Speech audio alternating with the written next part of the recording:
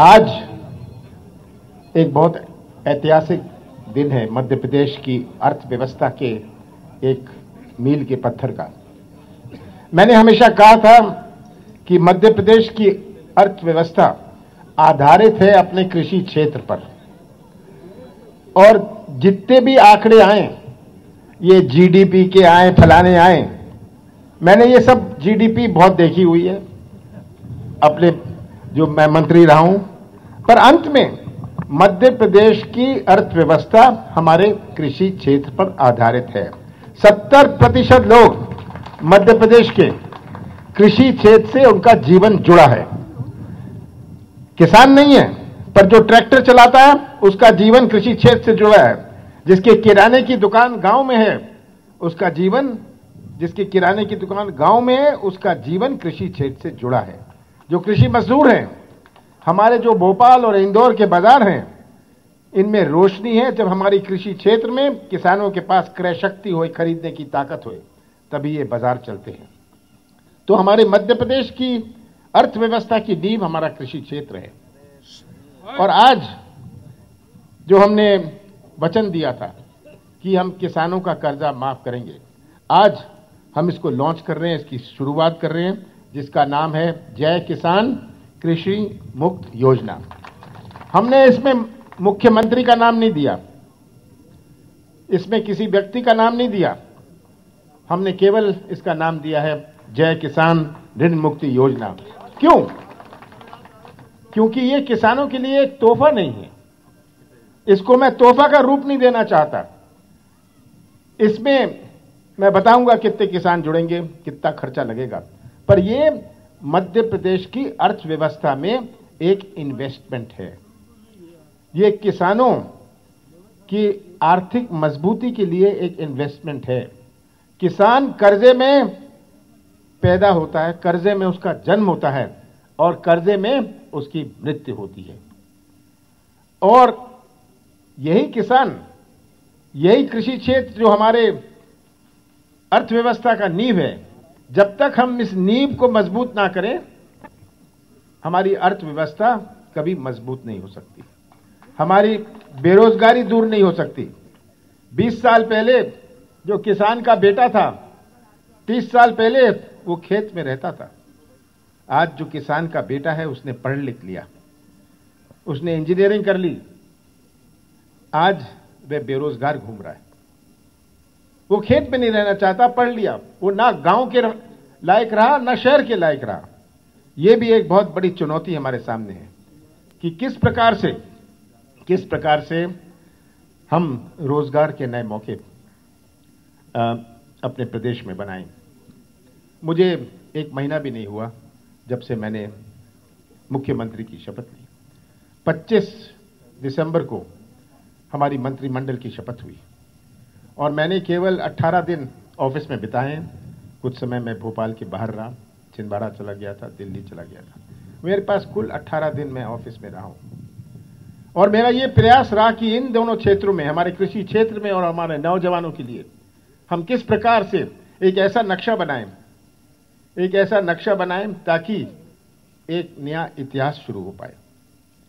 मैंने बहुत सारे बड़े बड़े उद्योगपति जिन्होंने मध्य प्रदेश में कोई इन्वेस्टमेंट, कोई निवेश का नाम नहीं लिया था, मैंने उनसे फोन में चर्चा करी और कईयों ने मुझे आश्वासन दिया, जो मैं 1 महीने में आपको बताऊंगा कि कितना निवेश आने वाला है मध्य प्रदेश में।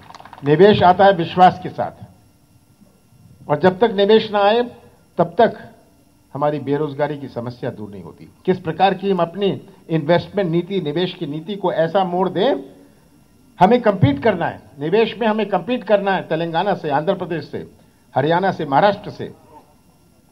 तो हमारी क्या सोच होनी चाहिए इसमें? हम गुजरात नहीं है जहां पोर्ट है, हम उड़ीसा नहीं है जहां पोर्ट है, हम महाराष्ट्र नहीं है जहां पोर्ट है, हम तो बिल्कुल बीच में हैं।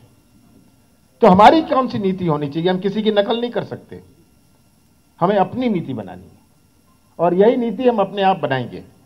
इसकी शुरुआत मैं कर रहा हूं।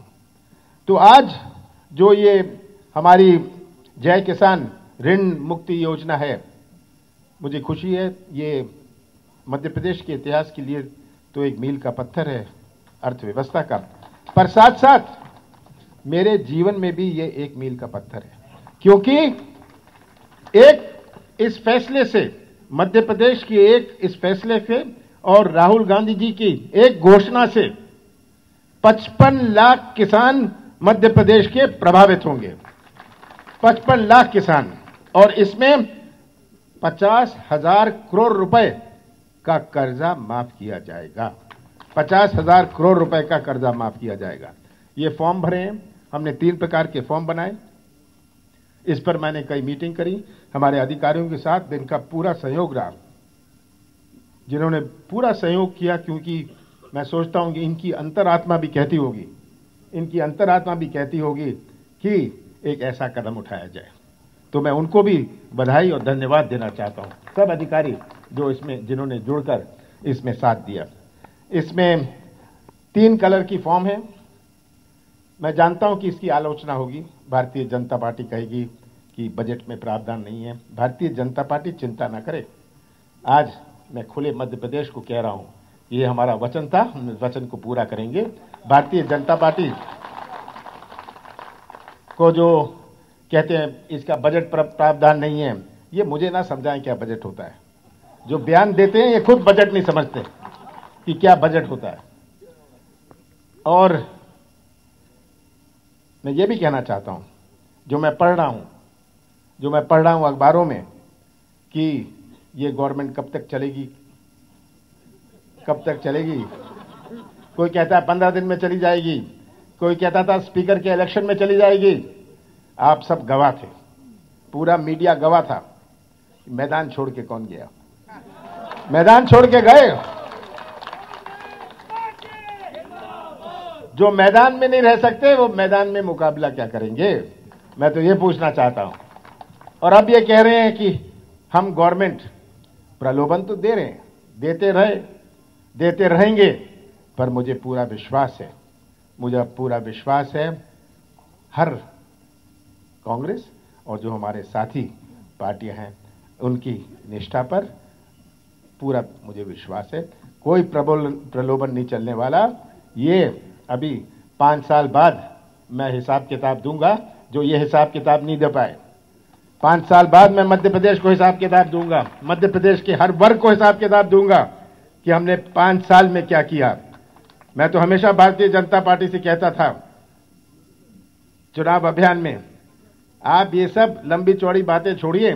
मैं तो मोदी जी से भी कहता हूं, ये आज जो आप बातें करते हैं, आप तो हिसाब किताब 5 साल का जनता को दे दीजिए, नौजवानों को दीजिए, किसानों को दीजिए, हर व्यापारियों को दीजिए।